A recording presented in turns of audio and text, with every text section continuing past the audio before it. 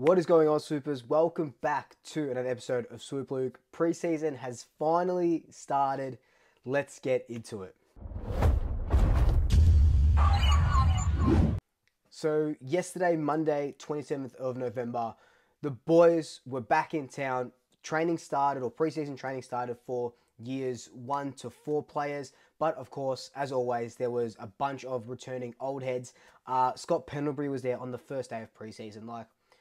He's done, 19 of those, and he's 35. He just keeps, I know we say it all the time, and it's cliche now, but just like fine wine, he just keeps looking better. And not only is he just coming there, to get his training and stuff, it sets a very good example for the new kids, for anyone in that sort of 1 to 4 training block. Tom Mitchell was there, Josh Dacos, a couple of other guys, Johnny Noble was there as well, a couple of other older guys as well. So it was good to see most of the main group training. The new boys, Harry and TJ, were there obviously because they're year 1 players. And from what I've heard, what I've read from people who are at training, seeing videos and stuff, they look primed, right? Very skillful, very quick. Yes, they're going to be a little bit raw, obviously. They're finally, in an AFL side. But from what I've heard, they are very skillful, very good by foot. So you can expect them to dominate, hopefully, in the VFL.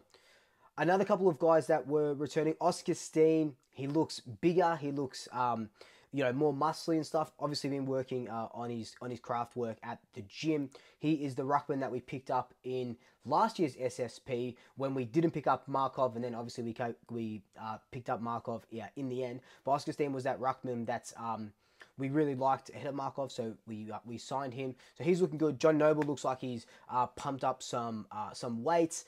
I love that, Reef, Joshy Carmichael, Aiden Begg, all these guys that were in and around, Finn McRae, Charlie Dean, all these guys that were in and around the squad last season and could have almost been in there. We're in there for times as well. We've seen that with Finn and Josh and stuff, dominating in the VFL. They looked primed, ready to go. And yes, you're going to hear a lot of, he trained the house down. He looks primed. He looks ready to go. They came back fit. They came back fresh. You're going to hear all of the cliches that a preseason training will do. And I'm not going to be straying away from that. Of course, I'm going to say the primed. Of course, they're going to say they're fit and fresh and ready to go. And they look like they're going to do this and they look like they're going to do that. So will the 17 other teams. But, it feels like we never left. We won the premiership and now we're back into it. We're back on our grind for that 17th flag. Some players who won't be returning to full training just yet. Braden Maynard had shoulder surgery on his opposite shoulder that he got looked at last preseason. So he won't be returning to full training until about January or so. Jamie Elliott, Mason Cox also had some minor shoulder surgery. So they won't be in full training. Dan McStay with that MCL strain as well.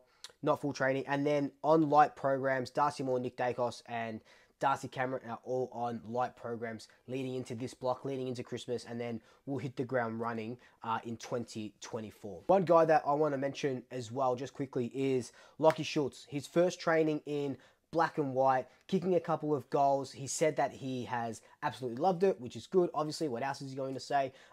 Some of the scouts that I've been talking to from training said he looks in ripper form, training the house down, if you will. So I am so excited to see how he goes about it in that forward line. When you add Dan McStay back into it, it is a very potent money ball forward line, and that's what gets me so excited.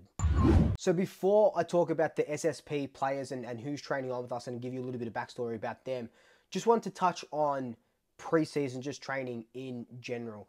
Now, we had the absolute privilege of watching the Pies win a flag only 2 months ago now, but all of that starts, or that doesn't happen without preseason training, setting the standards. We've seen that with Scott Pendlebury, Tom Mitchell coming back, leading these new guys in, and it's just, it's good to see that these senior players are there nurturing these new crop of players that are coming through. And, it builds, and I know every club is going to do that, but, when we're only focused in on our club, we only kind of see it from our club.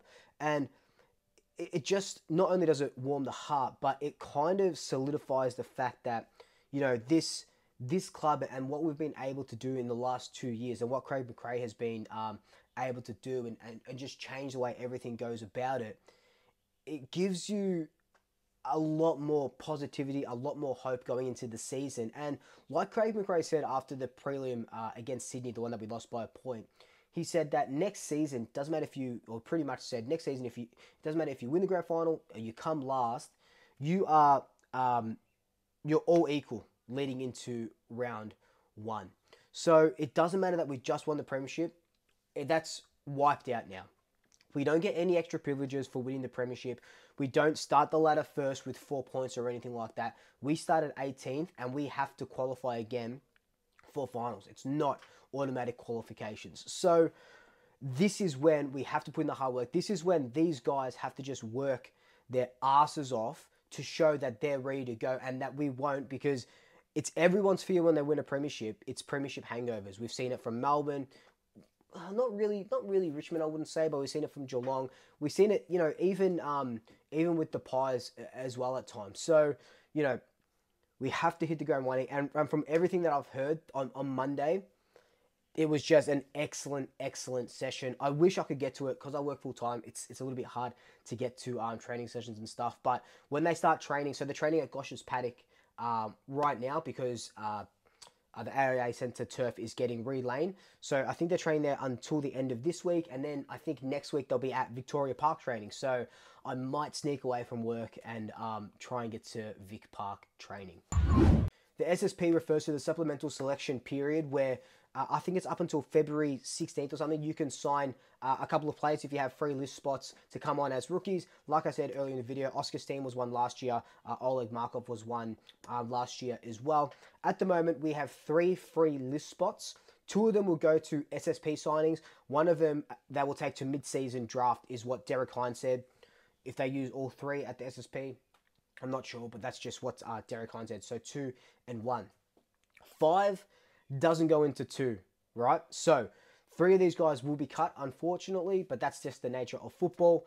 But we do have 5 players training on with us. The first one is Jake Bytel. Played 22 games for the Saints, was delisted by them this year. An inside mid who is just see ball, get ball. We lost Taylor Adams, so we could bring in this guy to sort of bridge the gap between him and Finn McRae or whoever else is that sort of next inside mid, because Tom Mitchell as well isn't getting any younger, so you're going to want these young inside mids. He is quick, lots of endurance, so he's going to be nice to see how he goes during this SSP period. The next guy is Josh Iyer, who's a tall defender. He was a part of Essendon's NGA Academy, kind of like Isaac Quaynor was for us. He was delisted by them a couple of years ago. He trained on with the Saints as an SSP, didn't get picked up. He did get picked up by our VFL side. Josh Fraser, the coach there, chucked him into a bit of a utility, but mainly as a key defender. He has had a lot of hamstring issues though, so I guess they're just trying to see if, do we need that sort of utility or that tall defender backup. But mainly, can his hamstring sort of hold up to the rigors of our AFL program? The third guy is Campbell Hustwaite. Now, this guy, if he gets picked up, would be such an amazing story. So he is our VFL co-captain, another inside mid with a huge footy IQ, obviously a leader on the field, a leader off the field, and I think, there's not always where you get that pathway from VFL to AFL, and even just getting a training spot is huge. But I think picking up Campbell Hustwaite would be just ridiculous for all the VFL players, knowing that they still have a chance. And I love the way he goes about it. I've watched a couple of VFL games this season. Love the way he goes about it, and would be a very good addition to our senior list. The fourth guy is Brian Teakle, who was a former Port Adelaide player, a ruckman who can pinch it forward a little bit. So, we've got a couple of ruckmen, so Darcy and Mason Cox, obviously, and then you've got the younger kids, Aiden Begg, Oscar Steen.